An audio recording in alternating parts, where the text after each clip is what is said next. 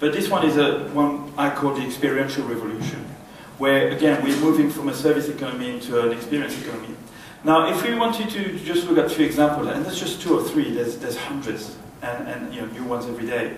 But if you go in London, in Soho particularly, every other bar, you go to the toilet, you have some sort of experience. You know, you can take the opportunity to create something that would just take it out of the ordinary.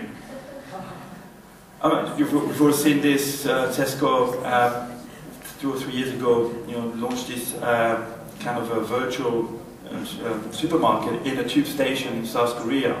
And I love how the guy's completely absorbed, looking at it and actually missing his trend as well.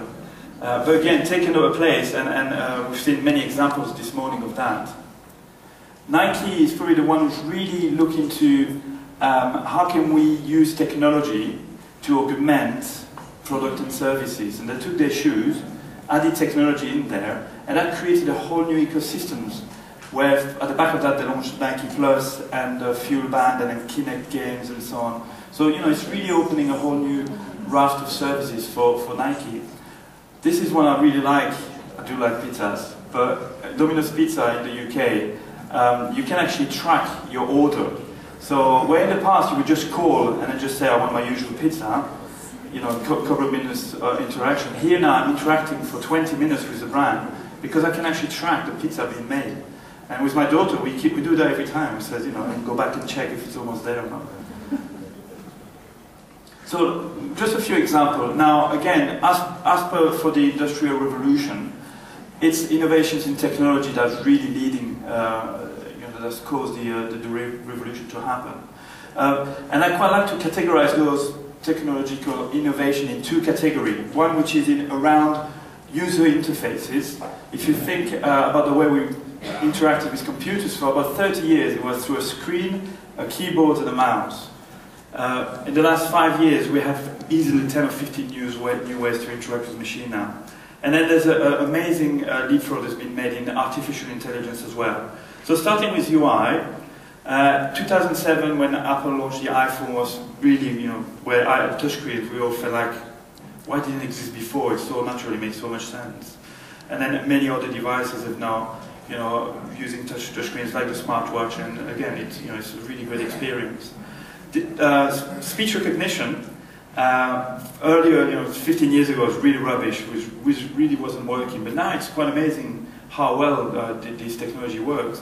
And then there's one reason, and again, it's due to artificial intelligence, but there's a concept called machine learning. And just to give you an example of how this works, when you say something on the to the phone, for instance, Madrid, if Google returns a list of results, if you click on one of those results, then Google will register this and says, I got it right. So I'm going to now save that voice pattern, Madrid, because my accent is quite different from many other people. So it will save this on the cloud, index it against the word Madrid. So if someone else comes later, say the same word with a similar accent, then it will know what the word means. And then over time, with millions of us using the technology, it gets better and better over time. The weather forecast is the same thing, it works the same way, it gets better and better over time. Another way to interact with machines is through gesture recognition, and Microsoft with the Xbox launched Kinect 3-4 years ago now, and a great way, again, quite natural, as I'm standing in front of you, I'm just using gesture, it helps the conversation. There's a new system that is about to come. I've actually pre-ordered this on Kickstarter 18 months ago, and I'm still bloody waiting. But it's called Mayo. And what those is that they're like bracelets which you really wear quite high on your arms. And it detects muscle movement. So now I don't have to stand in front of a camera anymore. I can actually move about and then say, do things like that to turn the volume up or down. Or I can do this to swipe a page. So it gives you a little bit more freedom. And again, whether you're going to wear this all day long, probably not. But it creates, if you merge this with another piece of technology, which I'm going to talk in a minute, then you can start to create new type of experience. Again, Samsung launched these features last year, the S4, which could detect retina. So effectively, as you scroll down the page with your eye, it will automatically detect you almost at the bottom of the page and it will scroll up for you. So it's just detecting your eye movement, in ways impossible before.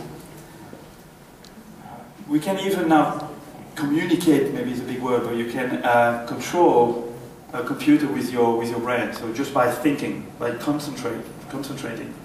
Again, this is the early days, but there are a lot of applications happening now where, you know, a company in the UK called Mindplay, for instance, they're trying to, you watch a movie and the story evolves depending on your mindset. So the way your story will evolve will be different from someone else's, and, you know, just all using the power of brain interfacing. Oculus, again, we've got one here. If you haven't tried it, you must try it. It's absolutely bonkers. It's amazing. You're actually now going inside the screen, and you just look around, and you don't worry about looking daft, because once you're in there, you're just like, you don't care. You're just in the world. It's unbelievable. You know, Facebook bought them. The future, you know, this is groundbreaking. You know, it will change the way we go to movies, to the cinemas, how we play games, how we're going to interact in shops as well, and so on. And then iBeacon, I'm not going to talk, we've talked a lot about it, but again, it's another way to interact with computers. It can detect you, how far you are from a particular point. Now, in artificial intelligence, again, amazing innovations there in the last few years. For me, probably a milestone one was Jeff Hawkins, who invented the Palm Pilot. Do you remember this was called PDA at the time? You had to learn a different alphabet and so on. It's actually, it was invented by him in the 80s. He sold the business in the early 90s and went back to his true root, which is neuroscientist. He's a neuroscientist. And he wrote this book called On Intelligence, which is really trying to work out how the brain works in a simple way to see how we can try to get computers to replicate that. And his main findings is simply this. He discovered that intelligence is not characterized by behavior. That's not what makes us intelligent being. It's by our ability to predict. And that's what computers need to do now, is to predict. Now I'm going to share with you some example of what it means. And he used this example of, not Obama, but think about the door you open every morning to go to your office or go back home in the evening. If I was to change the handle by a couple of inches up or down, or change the weight of the door, or introduce a noise into the door, you would notice it. Because as you walk towards the door, your brain is already predicting that behavior of the door. It's done it before, so it's registered there. And because it's different, it just triggers alerts and you just make you aware of what's different. Here's another example.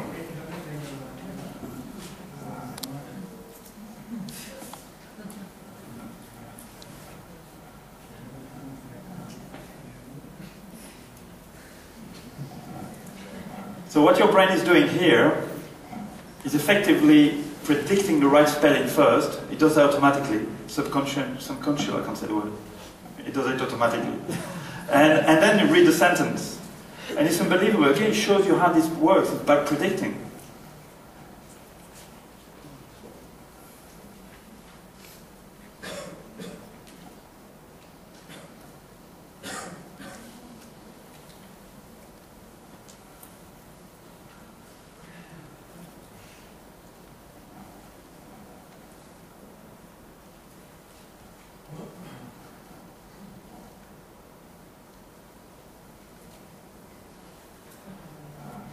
Okay, throw up now. But you see, again, the brain is like, no, I don't agree. You know, I'll read it this way. Don't just mess about. You know, I'll predict it this way. And it's the same with being seasick on a boat. And the best advice is when you feel seasick, make sure you go and watch the horizon, because then your brain can predict pretty much how the movement is going to happen. And if you're inside the boat, you can't. So that's why it actually physically affects you. So it's unbelievable insight and findings by Jeff Hawkins. This is a last example. Again, with the split seconds, you know who that person is. Exactly. You know, the brain recreated the picture. It didn't recognize the eye. It wasn't enough. And it's the same for computers. It needs to recreate the image to really being able to look into who that person is.